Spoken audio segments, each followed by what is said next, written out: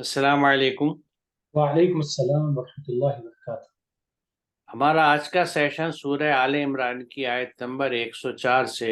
شروع ہوگا۔ چلیں طارق صاحب بسم اللہ کریں۔ اعوذ باللہ من الشیطان الرجیم، بسم اللہ الرحمن الرحیم۔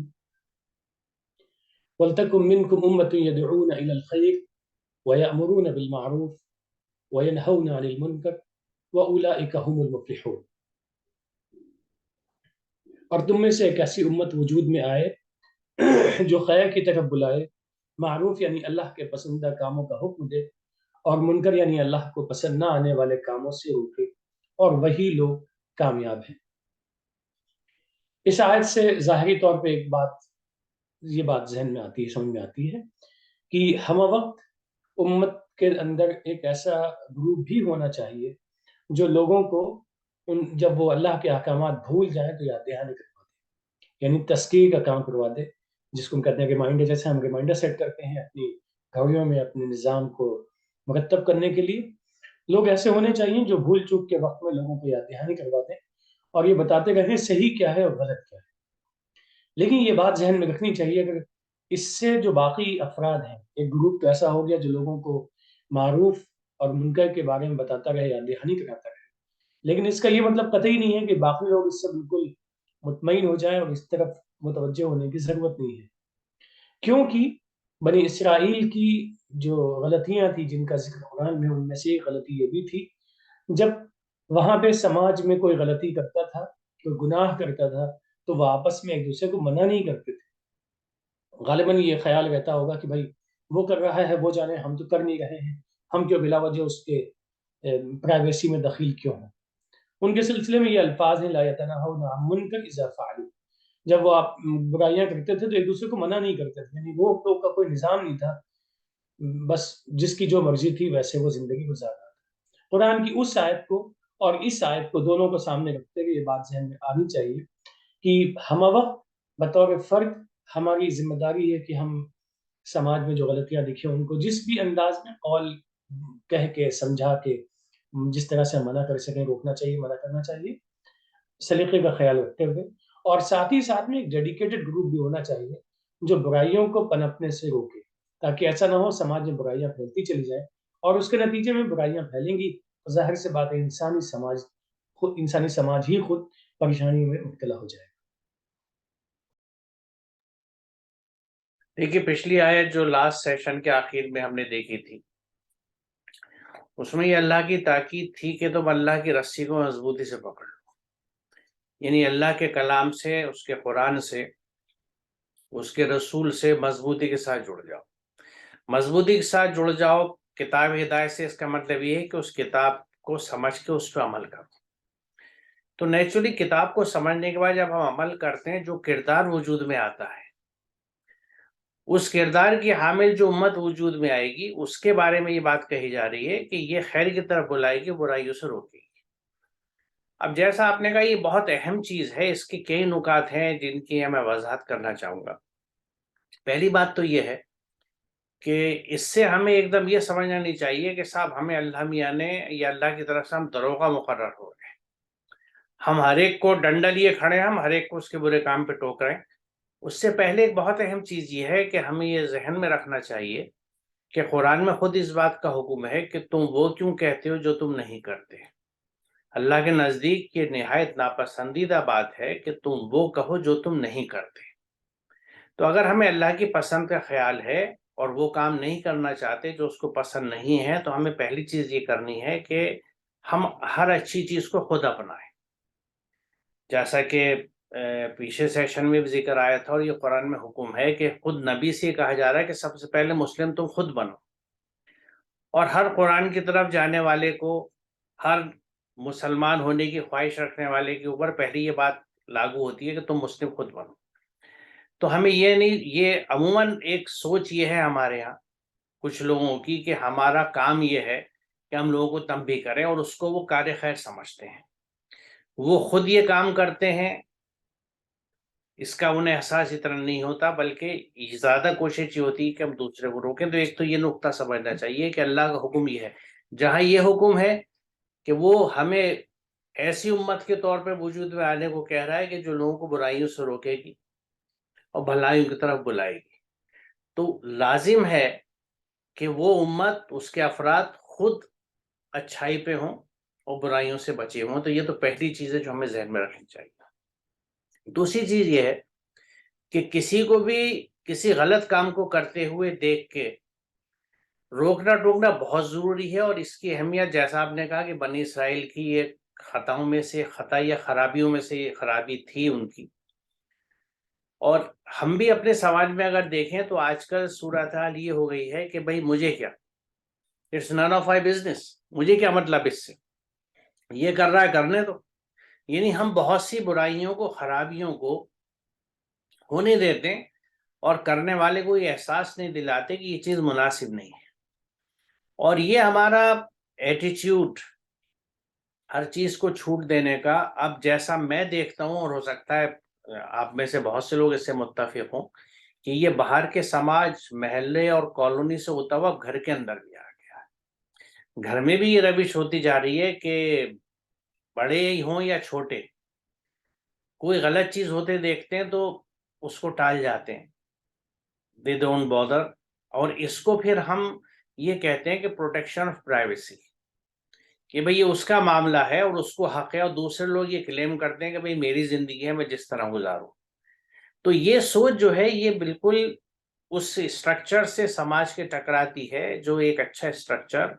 قرآن انسانیت کا یہاں بنانا چاہتا ہے. تو ایک تو ہمیں یہ خیال رکھنا چاہیے کہ اگر ہم کسی غلط چیز کو سامنے ہوتے دیکھتے ہیں، چاہے وہ بات چیت میں ہو، کردار میں ہو، عمل میں ہو، اور اس کا ہم نوٹس نہیں لیتے اور اس کا کچھ تدارک کا، اس کو سدھار کا کوئی کام نہیں کرتے، تو یہ ہمیں گناہ کر رہا ہے، کیونکہ اللہ کے حکم کے خلاف ورزی ہے.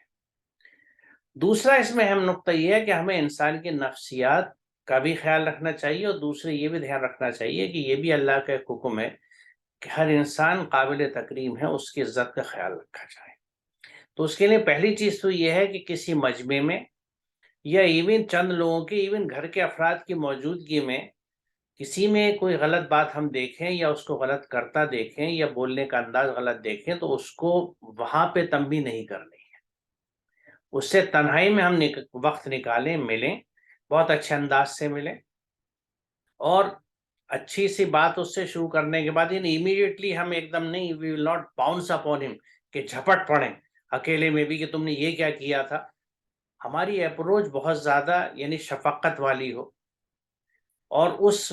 ماحول میں اس کو پھر یہ سمجھائیں کہ دیکھو یہ چیز جو تم کہہ رہے تھے یا کر رہے تھے، جو تمہارے یا تمہارے اندر مجھے یہ بات لگی، یہ مناسب نہیں ہے، کیونکہ قرآن کو بیچ میں ضرور رکھیں،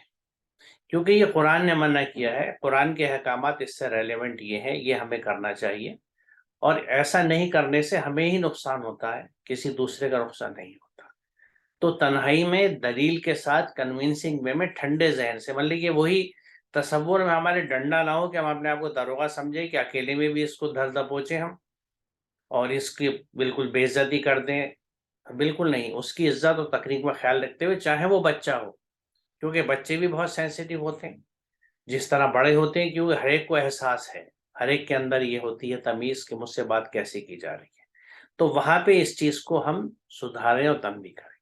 دوسری بات یہ ہے کہ بطور ذمہ داروں کے اور بطور والدین کے، کیونکہ دیکھیے گھر میں بھی ہم یہ بات دیکھتے ہیں کہ جس چیز پہ آپ یعنی جو چیز بچے کو باقاعدہ سمجھاتے ہیں، مثال طور پہ آپ اسے بیٹھ کے سمجھاتے ہیں کہ نہیں دیکھو بیٹے جھوٹ بولنا بری بات ہے، ہمیں جھوٹ نہیں بولنا چاہیے، اللہ میاں کا حکم نہیں ہے، وغیرہ وغیرہ. یہ تو آپ نے اس کو ایک سمجھانے کے سیشن میں سمجھا دیا، لیکن وہ گھر میں کیا دیکھ رہا ہے؟ وہ یہ دیکھ رہا ہے کہ میرے ماں باپ اور میرے بڑے جو ہیں وہ کسی بھی مسئلے سے یا وجوہات کے تحت، جس کو وہ نہیں گنے گا اور ہو سکتا ہے وہ جانتا بھی نہ ہو، یہ جھوٹ بول رہے ہیں. تو یہ جو وہ چیز امبائب کر رہا ہے، نوٹس کر رہا ہے، یہ زیادہ بڑی تعلیم ہوتی ہے بنسبت اس کے، اور زیادہ افیکٹو ہوتی ہے بنسبت اس کے کہ جو آپ نے پریچ کیا. تو گھر میں بھی یہ دیکھنا ہے کہ ہماری پریچنگ اور پریکٹس ایک ہونی چاہیے. یعنی اگر ہم کسی برائی سے اپنے بچوں کو، اپنے چھوٹوں کو روک رہے ہیں تو وہ برائی ہم میں بھی انہیں نظر نہ آئے، اور کسی اچھی چیز کی تلقین انہیں کر رہے ہیں تو وہ چیز ہم بھی پریکٹس کرتے ہوئے نظر آئے. ہم بچوں سے کہتے ہیں کہ بھائی دیکھو پڑھتے رہنا چاہیے اور ریڈنگ کرنی چاہیے، ریڈنگ جو ہے انریچز یور مائنڈ، آپ کا ذہن کھلتا ہے مطالعہ کرنے سے، لیکن گھر میں وہ نہ کوئی کتاب پاتا ہے، نہ اچھا میگزین پاتا ہے، نہ بڑوں کو پڑھتے ہوئے پاتا ہے، اس پہ اس کا کیا اثر ہوگا؟ وہ یہ سمجھے گا یہ صرف کہنے کی سمجھانے کی باتیں ہیں، عملاً اس کو ہمارے یہاں نہیں کیا جاتا۔ اسی لیے جو قرآن کی حکمت ہے کہ تم وہ کیوں کہتے ہو جو نہیں کرتے، یعنی ہمیں پہلے ہر اچھی چیز کو اپنانا ہے، ہر بری چیز کو چھوڑنا ہے، اس کے بعد ان چیزوں کے لیے دوسروں کے پاس جانا ہے۔ تیسرا نقطہ اور آخری جو اس پہ میں وضاحت کرنا چاہوں گا کہ معروف اور منکر کو ہمیں بہت اچھی طرح سمجھ لینا چاہیے۔ ہمارے یہاں جہاں چیزیں بہت ایبسٹریکٹ شکل میں آ گئی ہیں، وہاں معروف بھی ایبسٹریکٹ شکل میں آ گیا ہے، کیونکہ معروف کہتے ہیں عام طور سے آپ دیکھیں گے کہ اس کو نیکی کا حکم دینا ہے، نیکی بتانی ہے۔ حقیقت یہ ہے کہ اللہ کا ہر حکم معروف کے درجے میں ہے، یعنی اللہ کے مکمل احکامات کے تحت ہمیں چیزوں کے لیے حکم دینا ہے، بلکہ میں کہوں گا کہ ان کو موٹیویٹ کرنا ہے لوگوں کو کرنے کے لیے، خود اپنے آپ عمل کر کے۔ اور جن چیزوں سے اللہ نے منع کیا ہے، کیونکہ وہ ساری چیزیں وہ ہیں جن سے ہماری کانشس، ہماری عقل منع کرتی ہے، تو منکرات وہی ہیں، کیونکہ قرآن ہر چیز کو دلیل سے سمجھاتا ہے۔ خود قرآن یہ کہتا ہے کہ رسول اللہ یہ کہتے ہیں کہ میں ہر ایک کو دعوت بصیرت کے مطابق دیتا ہوں، بصیرت کی مدد سے دیتا ہوں، اور یہ طریقہ ہے میرا بھی اور ان کا بھی جنہوں نے میری اتباع کری۔ یہ قرآن کی آیت ہے۔ تو بصیرت کے ساتھ جب دعوت کا حکم ہے قرآن کا اور رسول اللہ نے یہ طریقہ اپنایا، تو ہم بھی بصیرت کے خلاف جب چلتے ہیں، لاجک کے خلاف کوئی چیز چلتے ہیں، اور وہ تمام وہ چیز ہوتی ہیں جس کو اللہ تعالیٰ نے آلریڈی قرآن نے منع کر رکھا ہے، تو یہ چیزیں بڑی محدود نہیں ہے جس کو ہم عام طور سے سمجھا جاتا ہے کہ بھئی کچھ خاص یہ اہم نیکی جنہیں ہم نے سمجھ رکھا ہے کہ وہ اچھے اعمال ہیں اور نیکیاں ہیں، وہی معروف ہیں اور معروف کے درجے میں ہیں۔ معروف اللہ کا ہر حکم ہے، ہر وہ چیز جس کو اللہ نے کہا ہے کرنے کے لیے، وہ اس کے درجے میں آتا ہے، اور جس چیز سے منع کیا ہے وہ منکرات میں شامل ہے۔ چلیں طارق صاحب آگے چلیں۔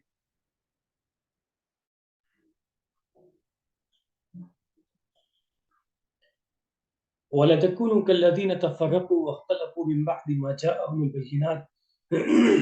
وَأُولَٰئِكَ لَهُمْ عَذَابٌ عَظِيمٌ۔ اور تم لوگ ان میں سے مت ہو جانا جو فرقوں میں بٹ گئے اور اختلافات میں پڑ گئے، جبکہ واضح آیات ان کے پاس آ چکی تھی،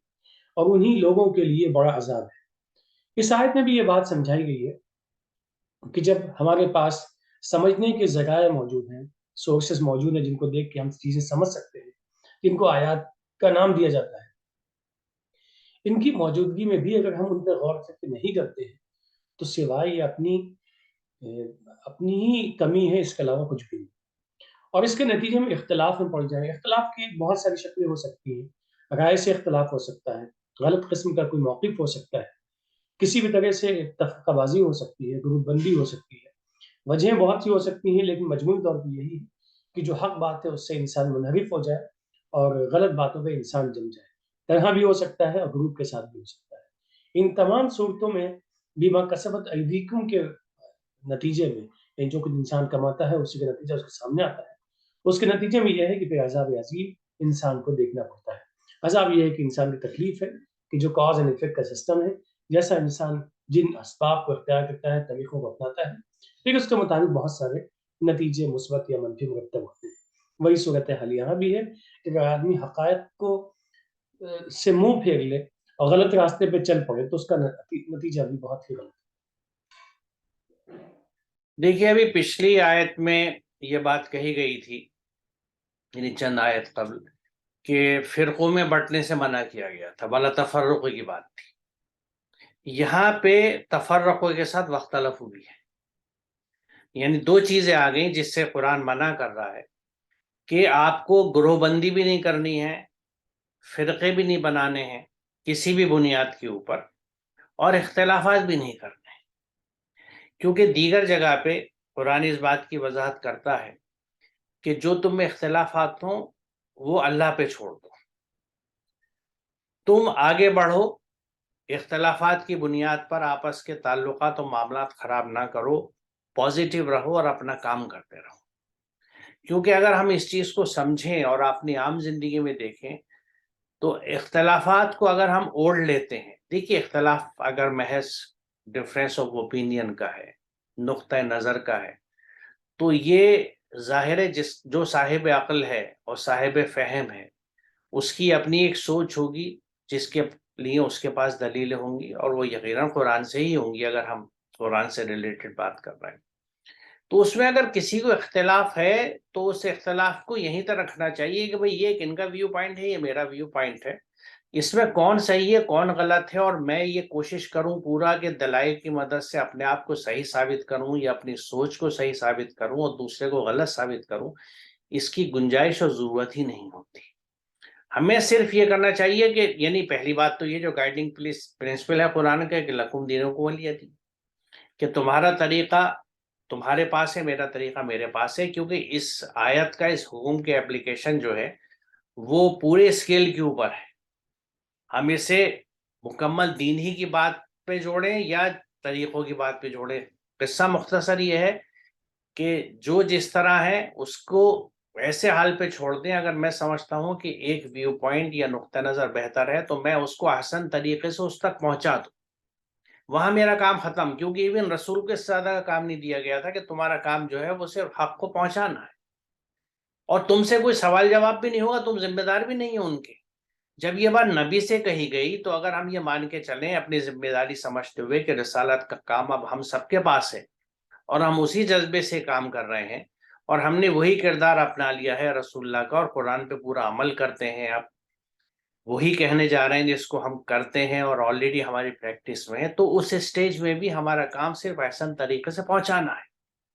ہماری اکثریت کی کوشش یہ ہوتی ہے کہ میں صحیح ہوں اور مجھے دوسرے کو غلط ثابت کرنا ہے۔ یہ اپروچ جو ہے اسی سے اختلافات بنتے ہیں، بڑھتے ہیں، پنپتے ہیں اور نتیجتاً فرقے وجود میں آتے ہیں۔ کیونکہ قرآن نے ابھی پیچھے آئے تو ہم یہ دیکھ رہے ہیں کہ زور اس بات کا ہے کہ تم سب اللہ کی رسی کو مل کے پکڑ لو، ایک ملت ایک گروپ کی شکل میں وجود میں آ جاؤ، اور یہ گروپ ایسا ہو جو اپنے اعمال اور اپنے کردار اور اپنے اخلاق کی وجہ سے خود ہی لوگوں کو دعوت دیتا ہے، اور پھر بھی یہ تمہارا ٹاسک ہونا چاہیے کہ جو کچھ غلط کام ہو رہے ہوں یا کر رہے ہوں سماج میں، تمہیں اس کو روکنا ہے، منع کرنا ہے۔ اس کے لیے دوسری جگہ قرآن اس بات کو اس طرح کہتا ہے کہ یہ وہ لوگ ہیں جو ایمان والے ہیں، مسلمان ہیں، کہ ان کو قرآن مصلحین کہتا ہے، اور مفسدین جو فساد دنیا میں پھیلاتے ہیں اس فساد کو دور کرنے والی یہ قوم ہے۔ اس نقطہ نظر سے دو ہی گروپ قرآن بتاتا ہے، مفسدین اور مصلحین۔ تو جو مسلمین ہے وہ مصلحین ہوں گے، انڈرسٹوڈ ہے، اگر وہ مسلم ہے تو وہ ہر طرح کے فساد کا تدارک کریں گے۔ دیکھیے ہر زمانے کے فساد الگ ہوتے ہیں، اور ان کا تدارک کرنا، ان کو حل کرنا، ان کے ذریعے جو خرابیاں پیدا ہو رہی ہیں ان کو دور کرنا، انہیں ایڈریس کرنا، یہ مسلمانوں کا کام ہے، یعنی مصلحین کا کام ہے۔ تو یہ سب اسی کے دائرے میں آتا ہے۔ لیکن اگر ہم اس بات کو نہیں سنتے، اختلافات کو انا سے جوڑ لیتے ہیں، کیونکہ دیکھیے انا کی موجودگی اور اپنے اندر ایک میں کا پیدا ہونا ہی ایک طرح سے یہ ایک ڈائگنوسٹک ٹول ہے کہ میرے یہاں شیطان جڑ پکڑ چکا ہے، کیونکہ جہاں شیطان ہوتا ہے وہاں میں بڑی ہو جاتی ہے، وہاں تکبر، کیونکہ یہی تکبر کی شکل میں آتا ہے، یہی گھمنڈ کی شکل میں ظاہر ہوتا ہے، یہی اپنے آپ کو برتر اور دوسرے کو کمتر سمجھتا ہے، اپنے آپ کو بہتر سمجھتا ہے، دوسرے کو بیکار سمجھتا ہے۔ تو یہ سوچ آتی جب ہے جب آدمی کے اندر یہ آ جائے کہ میں کچھ ہوں، یعنی میں وہی چیز ہے۔ تو ہمیں اس بات کا خاص خیال رکھنا چاہیے کہ ہمارا کام کیا ہے، کیونکہ یہ بہت اہم چیز ہے کہ دو چیزوں کو سمجھنا بہت اہم ہے کہ میں کیا ہوں، میرا ٹاسک کیا ہے، اور میرا رب کیا ہے۔ کیونکہ اللہ کو پہچاننا اور اپنے آپ کو پہچاننا، یہ دونوں چیزیں بہت ضروری ہیں۔ اپنی حیثیت، اپنا مقام، اپنا کام ہمیں احساس ہو ہم کیوں ہیں دنیا میں، ہمارا کام کیا، اور قرآن اسے بہت کلیئرلی ڈیفائن کرتا ہے، بہت اچھی طرح سمجھاتا ہے، اور وہ یہ بھی بتاتا ہے کہ جو مسلم ہے، جو اللہ کے بندے ہیں، ان کا کام کیا ہے، ان کی پہچان بتاتا ہے، یہ بتاتا ہے کہ وہ کیا کرتے ہوئے پائے جائیں گے اور کیا نہیں کریں گے۔ اگر ان میں سے کچھ کام بھی ہم کرتے ہیں تو ہمیں یہ سوچنا چاہیے، سیلف انٹروسپیکشن کرنا چاہیے، اپنا محاسبہ کرنا چاہیے کہ کیا ہم یہ سب کرتے ہوئے اپنے آپ کو مسلم کہہ سکتے ہیں کیا، کیونکہ یہ تو اللہ کے احکامات سے ہم باہر جا رہے ہیں اگر ایسا کر رہے ہیں یا ایسا سوچ رہے ہیں یا ایسا بول رہے ہیں۔ کیونکہ جو شخصیت قرآن بناتا ہے وہ شخصیت کیا ہوتی ہے، اس کا نمونہ ہم رسول اکرم محمد رسول اللہ صلی اللہ علیہ وسلم کی ذات گرامی میں دیکھتے ہیں، ان کے جو مقربین تھے ان کے ہاں دیکھتے ہیں۔ تو یہ چیزیں باہم جڑی ہوئی ہیں، اور اس میں ایک بہت اہم چیز یہ ہے کہ کسی بھی نقطۂ نظر میں یا کہیں پہ بھی کوئی فرق ہو تو اس میں ہم اپنا ویو پوائنٹ دوسرے تک پہنچا دیں بہت احسن طریقے سے، دل میں کسی بھی طرح کی کھٹاس یا نفرت یا بغض لیے ہوئے، اور اس کے بعد یہ chapter must be close there, وہ چیز وہاں ختم ہو جائے، میں نے اپنا کام ختم کر دیا، میں بھی مطمئن ہو جاؤں، اور میں اللہ کے ہاں بھی جواب دے ہوں گا کہ یا اللہ جو مجھے سمجھ تو نے دی تھی میں نے دوسروں تک پہنچا دی۔ اب یہ دوسرے کی ذمہ داری ہے کہ وہ اس کو سمجھتا ہے، لیتا یا نہیں لیتا۔ اگر وہ بیچارہ دین کے معاملے میں عقل استعمال ہی نہیں کرتا، اس کو شروع سے تربیت دی گئی ہے، اس کی گھٹی میں یہ ہے کہ صاحب آپ کو تو بڑوں کے کہنے پہ چلنا ہے، جو بڑے کر رہے ہیں وہی ٹھیک ہے، تو آپ اس کو کتنی بھی دلیل کے ساتھ کوئی چیز بتائیں، جب تک وہ اپنی روش نہیں بدلے گا، اپنی سوچ نہیں بدلے گا، جب تک اس کے یہاں کوئی تبدیلی نہیں آئے گی، تو ایسے میں ہمیں جھوجنا یا ساتھ ہی ہے کہ اس سے ناراض ہو جانا، اس سے قطع تعلق کر لینا، یہ اور برا ہے، کیونکہ آپ نے ایک طرح سے دروازے بند کر دیے، کیونکہ ایسے افراد سے آپ کا تعلق بنا رہے گا، سلام دعا بنی رہے گی، اخلاقی سماجی تعلق بنا رہے گا، محبتیں بنی رہیں گی، تو ہو سکتا ہے کل کو فیوچر کے انٹریکشنز میں کسی وقت وہ آپ کی بات کو دیکھ لے، راغب ہو جائے، کیونکہ جب آپ اس سے کھنچ کے الگ ہو گئے تو پھر یہ چیز ذاتیات تک آ جاتی ہے، وہ یہ سمجھے گا کہ انہوں نے یہ تو مجھ سے نفرت کرتے ہیں، مجھ سے غصہ کرتے ہیں، مجھ سے چڑھتے ہیں، کچھ بھی سوچ سکتا ہے، کیونکہ جب دوری ہوتی ہیں تو بدگمانی اور اندیشے بڑھتے ہیں، اس کے تحت وہ کچھ بھی آپ کے لیے سوچ لے گا، اور آپ کی طرف سے خود بھی بددل ہو کے الگ ہو جائے گا، تو وہ پھر آپ کی کسی بات کے بارے میں نہیں سوچے گا، نہ آپ کے بارے میں سوچے گا۔ تو اسی لیے تعلقات بنے رہیں، انسانی تعلقات، کیونکہ سب سے بڑے رشتے انسانیت کے ہیں جو سب کے ساتھ ہیں، وہ کسی بھی مذہب کا انسان ہے، کسی بھی مسلک کا، کسی بھی سوچ کا، ہمیں وہ انسانی رشتے، وہ محبت کے رشتے رکھنے چاہیے۔ کیا پتہ کس وقت اس کو وہ بات اچھی آ جائے یا پھر سے سمجھ میں آ جائے، وہ پوچھنے لگے کہ حضرت آپ وہ بد دن کچھ کہہ رہے تھے، بات ذرا پھر سے بتائیے آپ کے ذہن میں کیا تھا، کیونکہ آپ کے اچھے اخلاق، آپ کے اچھے عمل سے وہ کسی اسٹیج پہ متاثر ہو سکتا ہے اور آپ سے پوچھے، کیونکہ وہ یہ سوچے گا کہ یار یہ آدمی اتنا اچھا ہے، اس کے اخلاق اتنے اعمال اس کے اتنے اچھے ہیں، میرے ساتھ اتنا اچھا چلتا ہے یہ، تو میں اس سے پوچھوں تو صحیح کہنا کیا چاہ رہا تھا۔ اور یہ ہوتا ہے پریکٹیکلی، میں نے اپنی زندگی میں ان چیزوں کو دیکھا ہے، اور آپ لوگ بھی اگر غور کریں تو ایسی چیزیں بہت ملیں گی۔ اس کے برخلاف جن لوگوں سے آپ نے کھچاؤ اختیار کر لیا، دوری اختیار کر لی، تو وہ آپ کی کسی اچھی چیز کو بھی برائی سمجھیں گے، کیونکہ وہ آپس کے بیچ میں ایک برائی کے رشتے بن چکے ہیں، برائی کے تعلق بن چکے ہیں۔ یہ اکثر کہا جاتا ہے کہ کسی کے بارے میں اگر آپ برا سوچتے ہیں تو اس کی اچھی کری ہوئی چیز بھی آپ کو بری لگے گی، کیونکہ یہ مائنڈ ہے جو کلرز دیتا ہے آپ کو۔ ایک چیز آپ کو، اگر آپ کسی کے بارے میں اچھا سوچتے ہیں تو اس کی برائی بھی آپ کو بہت بڑی نہیں دکھے گی، یا ہو سکتا ہے اچھا ہی دکھے، اور اگر کسی کے بارے میں آپ بدگمان ہیں تو اس کی کوئی اچھی چیز بھی ہوگی، وہ اچھی سٹیپ بھی آپ کے لیے لے گا تو آپ کو لگے گا نہیں نہیں یہ تو اس میں کچھ نہ کچھ مصلحت ہوگی، اس کی کوئی چال ہوگی اس نے، ورنہ یہ تو اچھا میرے ساتھ کر ہی نہیں سکتا۔ یہ سب بدگمانی، اس لیے قرآن اس بات کو منع کرتا ہے کہ بدگمانی مت کرو، اور قرآن یہ کہتا ہے کہ کچھ بدگمانیاں تو اسمن کے دائرے میں آ جاتی ہیں، یعنی گناہ کے دائرے میں قرآن انہیں رکھ دیتا ہے۔ تو ہمارے اوپر یہ لازم ہے اگر ہم مسلمان ہیں کہ ہم کسی کے بارے میں بدگمانی نہ کریں، always think positive, always think good about others, دوسرے کے بارے میں اچھا سوچیں، مثبت سوچیں، پازیٹیو سوچیں، اور ان سے تعلقات کبھی بھی ختم نہ کریں،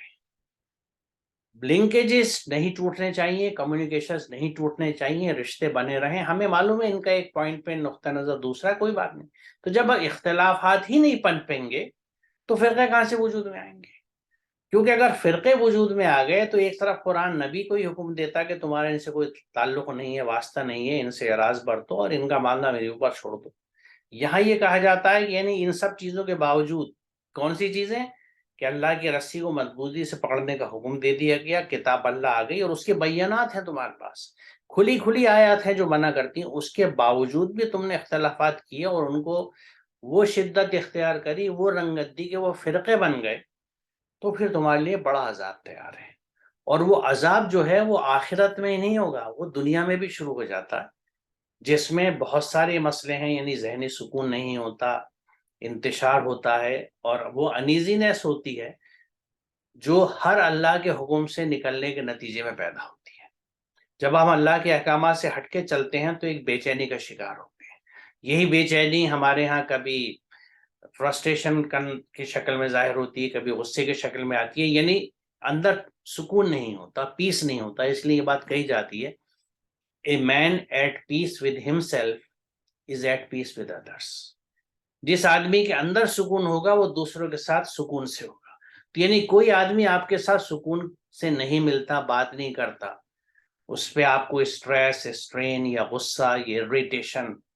یا کوئی بھی نیگیٹو چیز نظر آتی ہے، تو آپ پہلی چیز یعنی پہلی اس کے ڈائگنوسس یہ ہوگی کہ یہ آدمی اندر سے بے چین ہے۔